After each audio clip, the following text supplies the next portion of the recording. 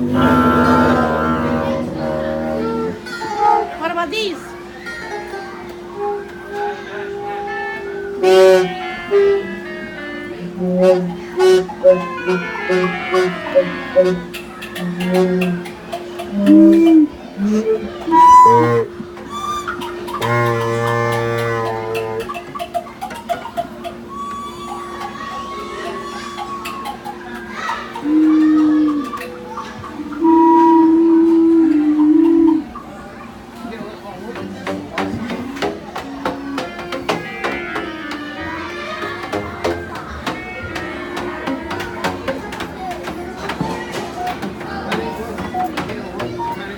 Oh, that's like a cuckoo clock.